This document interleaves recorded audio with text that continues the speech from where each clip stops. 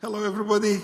We are here to talk about something that a lot of people on the internet talk about today. Father Stephen and I would like to offer a more of a historical and theological approach to this because there is a lot of ideas and a lot of wrong ways of looking at it. And this is about the issue of whether unbaptized babies go to hell or not. Okay, so unbaptized babies, do they go to hell? Why should they? Okay, and where does it come from? And what is really the Orthodox teaching about this? So, Father Stephen, where is this idea that unbaptized babies would go to hell coming from? Well, I hate to say it, but it really originates in many of the teachings of St. Augustine and some of his disciples who tried to extrapolate certain things from what he taught. We have to keep in mind that not everything he taught was as developed as what came down the road many, many years later. Yeah. His disciples He didn't took develop it, but the people who came afterwards began to develop it. He had the seed there. Yeah. He planted the seed that something's not right here. And the churches, people have always been thinking about this. If baptism is a requirement for salvation, then what about children? Well, of course, in the Western Church, if you are an inheritor of the guilt of Adam, so that's Augustine's. You're it. Yeah. You're in trouble right from the beginning. So that's Augustine's point, right? Yes. Yeah. So talk about that a little bit more. That's where it starts because I call it the first sexually transmitted disease. Because that's exactly what it is. It's a physical transmission of the guilt of Adam from person to person. You are guilty of what Adam did, even from the womb. But hold on, though. The disease is one, the guilt is another. Well, how about that? Can we differentiate? You could say that. Yeah. Because we are born with the consequences of the fall of Adam, the consequences of the original actions of Adam and Eve. Right, but I'm speaking only in terms of the Western understanding of this. Okay. Because if you look at it like that, then because Augustine later on said that even normal sexual relations could not escape the context of perhaps venial sin in his regard. So it was something that was bad to begin with. Sex is bad. Yes, sex was bad. And at least according to Augustine, not all the Western fathers, but Augustine was the dominant one. And so this idea of somehow that if you are even a child and you've inherited this horrible thing that you are guilty of, then if you're not baptized, in other words, you don't have that washing away of that sin, then where else are you going to end up? Of course, in Orthodoxy, it's a little different. It's like you were saying, we inherit a corrupted and degraded world. It's like when I went to Los Angeles back in the 60s. My eyes were stinging because the smog was so bad. I was inheriting what was there. I was entering into that. In the same way, babies are born into a fallen world, a world that is inundated with mortality, which means they're going to die at some point. But they are not infected with the guilt of what Adam did. They are not responsible for being born into an environment where all of this exists. And so the problem became, well, what happens to them? Yeah. Babies that die young. And a lot of different answers have been given over the years by a lot of different people. The Protestant world was very strict on it. Jonathan Edwards' famous sermon, Sinners in the Hands of an Angry God, where it was recorded that people were shrieking and rolling and just they were in such turmoil in their lives, but he was giving this sermon, but even he was delivering it in a very calm and peaceful voice. But it was what he was saying about how the infants crawling on the bottom of hell, are wretched in God's sight, this sort of thing. And from a human standpoint, that really turns the wrong way in a human being. And we are created in the image of God. And so there's got to be something about that relationship that is making us revolt against the thought of children ending up in hell through no fault of their own. Yeah. Why are people so hung up on this? There are so many people that write to me frequently. Not so many, but several. I shouldn't say so many because I will make it look like everybody is thinking about that. But there are people on the web who are promoting this idea, and they claim to be theologically whatever knowledgeable, and they claim to be presenting Orthodox theology. But in fact, and I know from my own studies and from my own experience and being Orthodox all my life, that there was no such thing in Orthodox theology ever. But it came into the Orthodox world at some point, because it was not there until about 1600. The year 1600, everything changes.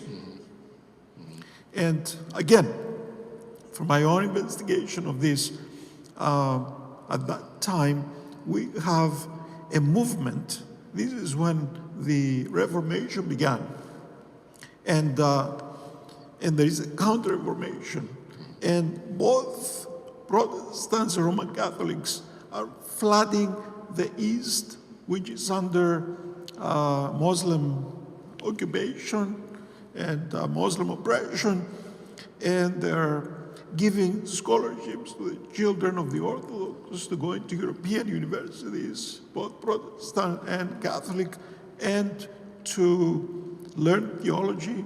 And some of those people return and they bring their handbooks of theology from the West, and they use them to teach theology, and a lot of that is not Orthodox.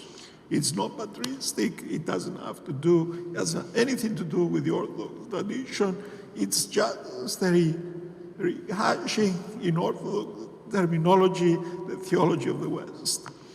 So the idea of the ancestral sin in the East, which differs from original sin of Augustine, is presented to the Orthodox as original sin. Mm-hmm. Mm-hmm. And in that is the idea that sin is transmitted from the father to the children, and therefore all children born are going to be condemned to hell unless they are baptized. Yes. Historically, I think you can see the beginnings of this. Well, I mean, if you read the book Estratius Argenti, when he talks about how Jesuits were hearing confessions in Greece. Yes, yes. And then, of course, in southern Russia, coming up through Ukraine, the Jesuits did the same thing. Metropolitan Anthony Krapovitsky, who was the first metropolitan of the Russian Orthodox Church outside of Russia, said that the system of theology in Russia had become so corrupted that it needed to be scrapped and started anew. Because the seminaries for hundreds of years were taught in Latin, of all things. So there's no surprise that that snuck in to the Orthodox world, that sort of false representation of what ancestral sin is. Both in Russia as well as in the Greek-speaking world, because of all the efforts of the Jesuits and the Protestants, but the Jesuits did a great, amazing job in really establishing schools in Greece, in the Greek-speaking world, there was no Greece at the time, under the Ottoman Empire. And even the whole issue of Syri-Lucaris was really, in a way, orchestrated by the Jesuits.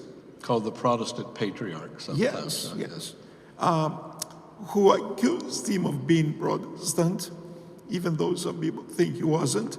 I don't know. I don't have a judgment on Syri-Lucaris, but what I know is that in the effort to oust Syri-Lucaris, so many times they got him out until finally the Turks killed him. They strangled him to death. But the Jesuits were behind all of that effort to present Lucaris as a Protestant, and a lot of the Orthodox bishops of the time were being fed Roman Catholic theology so that they can be opposed to the Lucaris, whatever theology was. Yes. And so what I'm trying to say is that Orthodoxy was never the same after this time. With Lucaris and all the debacle with him, we have the introduction of Western theology in the Greek-speaking world, while at the same time, or maybe a little later, we have the introduction of Western theology into Russia, Yes. with the universities, Yes. theology being taught in Latin. I never realized that. And there's actually a two-pronged problem here, too, because unfortunately, even some of the great saints and some of the writings, if one dare say it, they are tinged with some of Yes, St. yes. Cosmas the Italian, there's some things in his, St. Nicodemus the Hagio, Yes. has some things, even St. Nectarios, Yes. of all people. And you can tell that it's the milieu that they grew up and learned in. They're using a language which is really not Orthodox. Correct. Yeah. Correct. But And that's all they knew at the time. Yeah, that's all they knew. That's all was taught. And even in the universities in Greece, even until recently, they use handbooks which are really copies from the West. Yeah. And and a lot of people are confused because they say, why did St. Popovich, Justin Popovich say these things, or some others, Russians, I don't know who. Well, because that's all they knew. That's what they knew. Exactly. Yeah, that was not the church's theology. It was what they learned under this period of what we call pseudomorphosis of Orthodoxy. And the second problematic prong to that is that there are many people out there today who take every word of some of these saints, again, to use your favorite word, infallible. Yep. They said it, so therefore it must be true. Yep. And that's just not the case. And that's unfortunate because we tend to look at the saints, they're not oracles.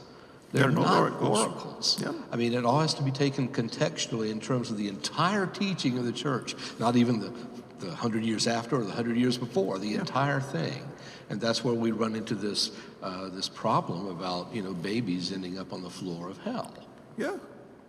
How can God be so cruel, so unjust, to condemn a baby that never lived life, that never had any sins of their own, to condemn them to eternal hell?